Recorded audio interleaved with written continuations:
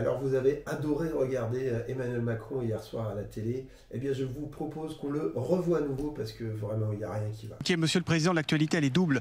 Elle est olympique, on va largement y revenir. Elle est aussi politique. Et vous avez appelé à une trêve politique avant les JO. Il se trouve que les gens, en fait, ils ne sont pas en trêve. Les gens qui galèrent pour remplir le frigo, qui galèrent pour trouver un logement ou pour trouver du boulot, eux, il n'y a pas de trêve pour eux. Donc Emmanuel Macron, quand il a décidé de faire la dissolution au soir du 9 juin, il connaissait le calendrier. Il savait que les élections, ça prendrait 3 semaines. Il savait qu'il y avait les JO qui arrivaient derrière.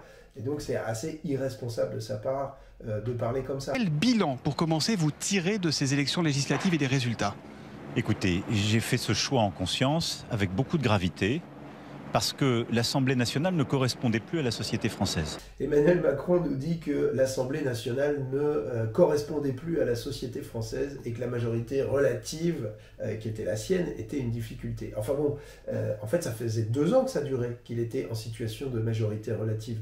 Raison pour laquelle Elisabeth Borne a déclenché 23-49-3. La plupart sur projet de loi de finances, le budget de l'État, la sécurité sociale et même sur la réforme des retraites, alors que la très très grande majorité du pays y était opposée. Donc pendant 2 ans, ça l'a pas étouffé. Et puis la vérité, c'est que les Français, c'est lui qu'ils détestent maintenant. Ils n'en peuvent plus. Donc s'il y en a un qui doit partir, c'est lui, c'est pas l'Assemblée nationale. Je le rappelle ici parce que tout le monde semble l'avoir oublié.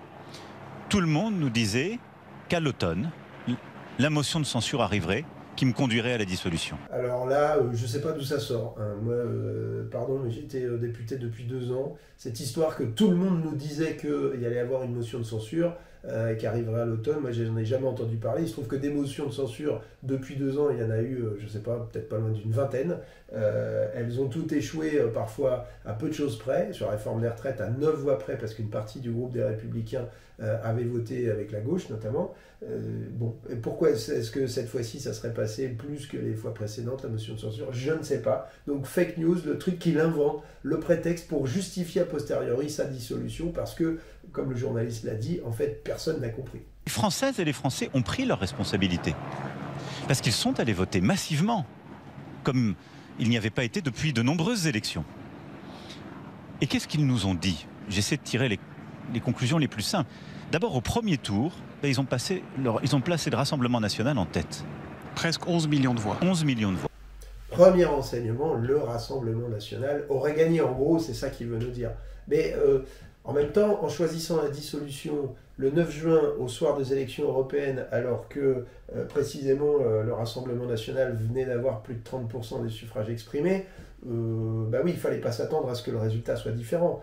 Encore une fois, il avait 2 ans déjà, ça fait 2 ans qu'il aurait dû dissoudre l'Assemblée Emmanuel Macron puisqu'il n'avait pas de majorité. Et en fait, il attend le pire moment pour le faire, le pire moment selon nous, peut-être le meilleur moment pour lui, peut-être qu'il aurait espéré en vérité que le Rassemblement national gagne ces élections législatives. On rappelle qu'il y a eu 27 sondages entre le 9 juin et le 7 juillet, et que les 27 donnaient Bardella Premier ministre. Donc, moi je pense qu'en vérité, c'est ce qu'il espérait Emmanuel Macron, et on se souvient d'ailleurs que c'est lui, en fait, qui sert de tremplin au Rassemblement national, puisqu'il n'a pas arrêté de valider les thèses du Rassemblement national, notamment avec la loi immigration de décembre 2023. Et la grande leçon de ces élections aussi, c'est ce vieil adage en politique, c'est que les électeurs préfèrent toujours l'original à la copie. C'est-à-dire si vous passez votre temps à dire l'extrême droite a raison sur ce sujet, et d'ailleurs nous allons le faire, bah, au bout d'un moment les gens ils se disent bah ok, l'extrême droite a raison, laissons-les gouverner. Donc c'est ça le bilan d'Emmanuel Macron. Qu'il est légitime que ce qui est aujourd'hui le premier parti à l'Assemblée soit représenté dans les instances, et je pense que la civilité conduit aussi, on a tous été... Ah, le Rassemblement national est le premier parti.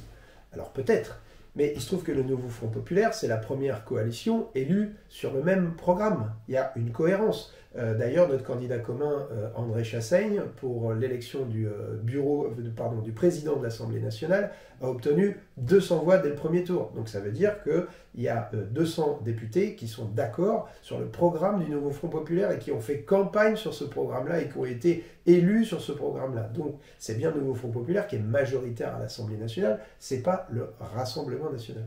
Quand on se met à ne pas serrer les mains à notre député, je pense qu'on habitue nos compatriotes à une société l'humanité ou la civilité se perd. C'est Darmanin qui nous a fait un sketch lors de la première séance de l'Assemblée nationale, bien aidé d'ailleurs par Yael Braun-Pivet qui venait d'être élu et qui l'a laissé faire son rappel au règlement sans même citer l'article du règlement. On a retrouvé des images d'archives où M. Darmanin, il y a quelques années, en 2012, n'avait pas serré la main de la députée de l'époque du RN, Marion Maréchal Le Pen. Donc bon, c'est vraiment... bref, c'est la cour d'école là. Et les Français, au deuxième tour, ont fait un choix. Le choix de ne pas confier les responsabilités au Rassemblement national. Ils l'ont fait en conscience. Ils sont allés voter même un peu plus qu'au premier tour et ils ont composé cette Assemblée. Mais ce faisant, ils ont donné une responsabilité à toutes ces forces qui se sont mis d'accord en entre-deux tours. C'est de travailler ensemble. Il se trouve que les candidats du nouveau Front populaire ont, dès le soir du premier tour, acté qu'ils allaient se désister quand il y avait un risque que ce soit le Rassemblement national qui gagne une circonscription et qui donc aide Jordan Bardella à obtenir une majorité. Il se trouve que ça a marché d'ailleurs, c'est une victoire à mettre à notre actif. Les macronistes nous doivent à l'électorat de gauche une 50aine de sièges, quand à l'inverse, leur nini nous a fait perdre une 20aine de sièges face au Rassemblement national. Et on va voir plus tard que leur nini, finalement, c'est plutôt ni LFI, ni le nouveau Front populaire. Mais je reviens juste sur ce que je disais à l'instant, il y a juste eu des désistements réciproques. À aucun moment, l'ensemble des candidats qui se sont désistés, de la gauche, du centre et de la droite, ne se sont mis d'accord sur un programme commun. La majorité sortante, elle a perdu cette élection. Vous reconnaissez la défaite? Bien évidemment, mais personne n'a gagné. Alors... d'accord avec Emmanuel Macron, la majorité sortante a perdu. Mais par contre, quand il dit que personne n'a gagné, personne n'a de majorité absolue, c'est un fait. C'était déjà le cas en 2022. La Macronie n'avait pas de majorité absolue, raison pour laquelle ils ont été obligés de faire 23-49-3.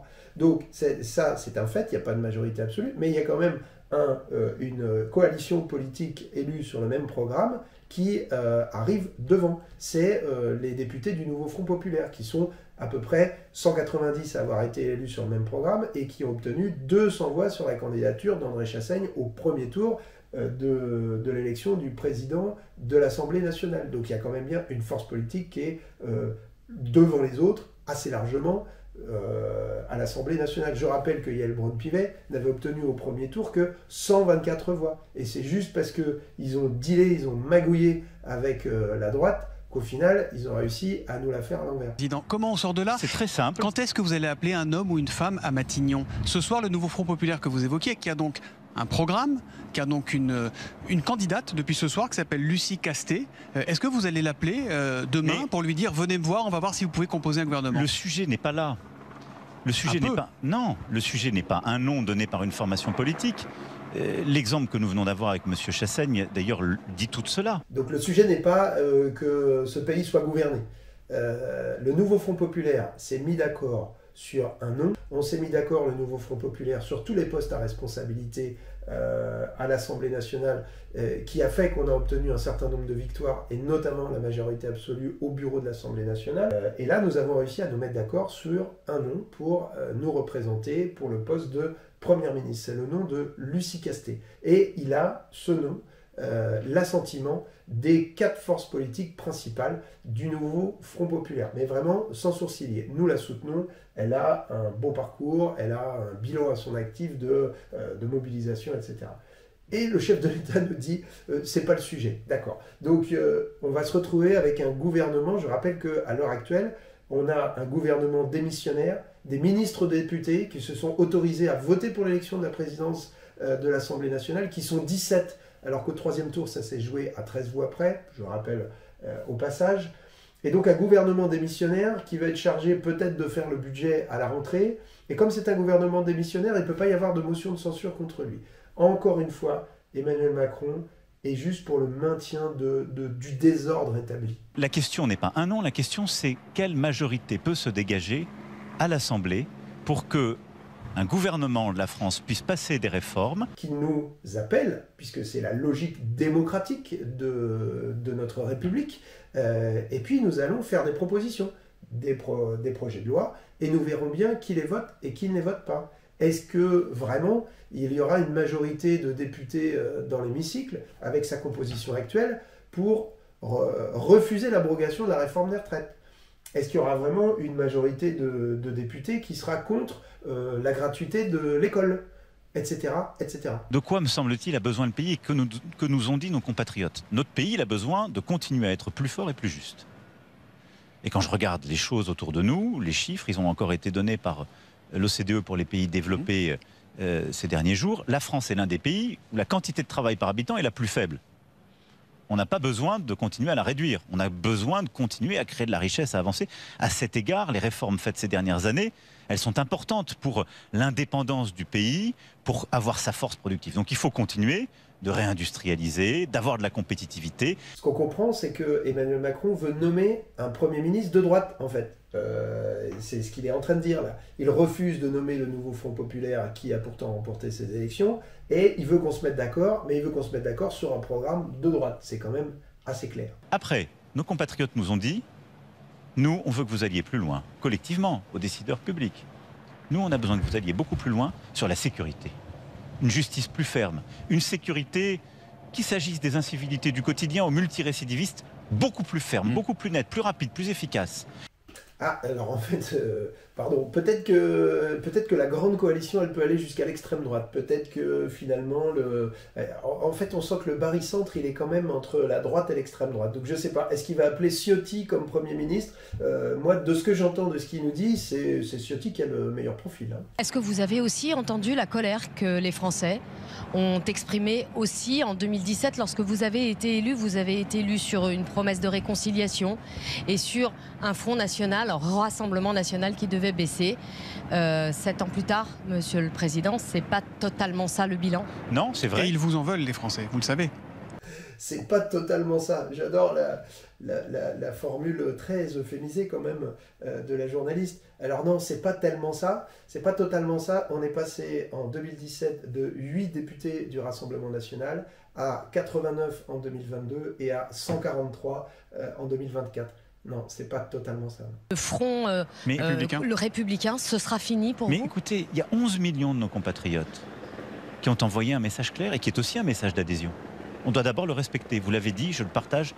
Donc on doit d'abord respecter un message de racisme en fait. C'est ça qu'il faut comprendre parce que c'est quand même le mot tabou de cette interview et qu'on n'a pas entendu d'ailleurs beaucoup depuis les résultats du 7 juillet. Mais ce qui est monté dans le pays aussi et ce qui s'est libéré en parole et en acte, c'est le racisme dans le pays. Donc il faut le dire et une fois qu'on l'a dit, il ne faut pas applaudir. Il faut le combattre sur les idées et il faut le combattre dans les faits et par les politiques qui sont menées. Bon ben voilà, visiblement Emmanuel Macron reste dans le déni. Je ne vois pas bien dans les semaines qui viennent pourquoi il changerait d'avis. Le nouveau Front populaire, c'est cette alliance qui s'est mise d'accord sur un programme des circonscriptions, etc., qui a réussi à remporter les élections législatives et à fournir un nom de Premier ministre.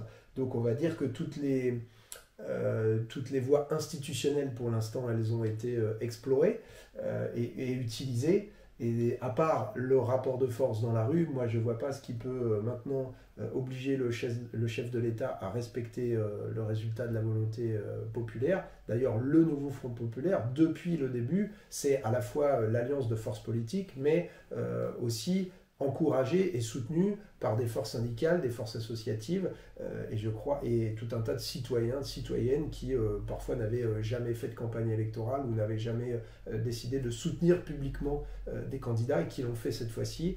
Eh bien, moi, je crois que le nouveau Front populaire, il faut que ça reste cette alliance entre la société civile et le monde politique, et que sans doute que ça va être dans la rue que ça se passe.